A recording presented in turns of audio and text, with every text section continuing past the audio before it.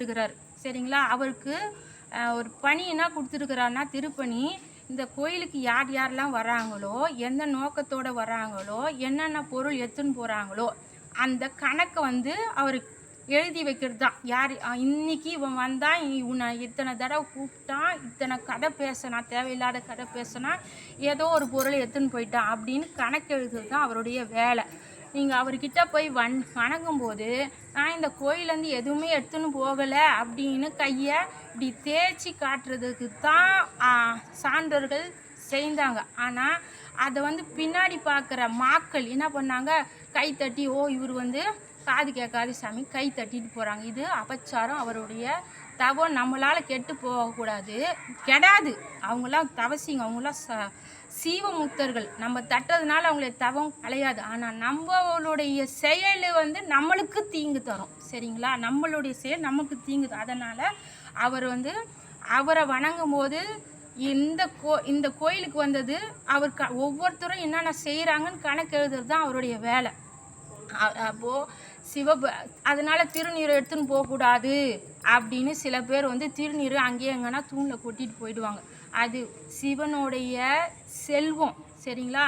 சிவனுடைய செல்வம் நமக்கு அந்த திருநீர் நம்மளுக்கு முக்தியை கொடுக்கும். எதுக்கு வந்து சிவ ஆலயங்களை மட்டும், எந்த ஆலயத்துக்கும் சிறப்பு இந்த திருநீரை கொடுக்க மாட்டாங்க சரிங்களா. ஆனால் சிவ ஆலயம் இந்த விநாயகர், முருகப்பெருமான், உமையம்மை உமையம்மை சந்நிதியில் வந்து குங்குமம் கொடுப்பாங்க. சிவபெருமான் வீட்டு இருக்கிற இடத்துல திருநீர் 3 பேர் 4 பேர் இடத்துல மட்டும்தான் திருநீர் கொடுப்பாங்க. அந்த திருநீர் எதை குறிக்குதுன்னா, இந்த உடம்பு சாம்பல் ஆகிடும் அப்படின்னு குறிப்புது. இந்த உடம்புக்காக நம்ம எத்தனை வேலை செய்கிறோம், நல்லது செய்கிறோம், கெட்டது வர செய்வோம். இந்த உடம்புக்காக என்னை வந்து இன்னொருத்தன் என்னை நல்லா மதிக்கணும், அதுக்காக எத்தனைலாம் பொய் சொல்லின்னு, எத்தனை வஞ்சனை, எத்தனை புறம் சொல்லிட்டு இப்படி வாழ்கிற வாழ்க்கை அத்தனையும் ஒரு நாள் நீ சாம்பல் ஆகிடுவ அப்படின்னு குறிப்பதுக்கு தான் இந்த திருநீரை கொடுக்குறாங்க. திருநீர் வந்து சாம்பல் தான் திருநீர் சரிங்களா. பிறகு 3 பட்டையை அணிகிறோம். சந்நியாசம் வந்த திருவடி போற்றி போற்றி.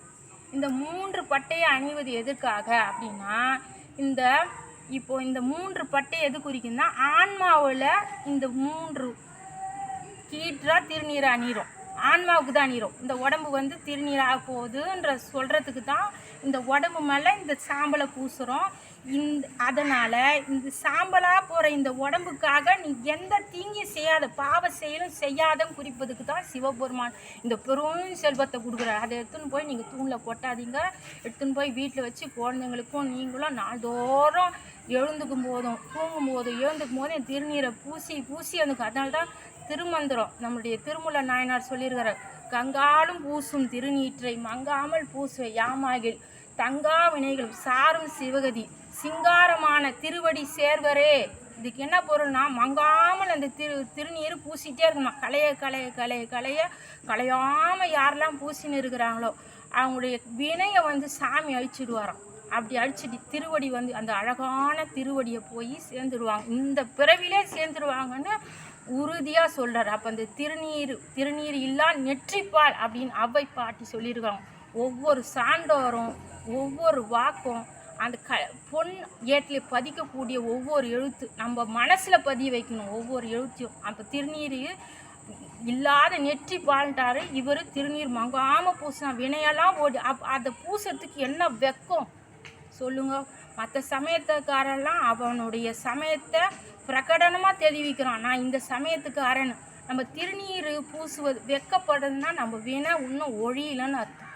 திருநீர் பூச நீ வெக்கப்படுற 4 பேர் பார்த்துட போகிறாங்கன்னா உனக்கு இன்னும் வினை ஒழியில, இந்த மாயை உன்னை மயக்கி வச்சிருக்குதுன்னு அர்த்தம் சரிங்களா.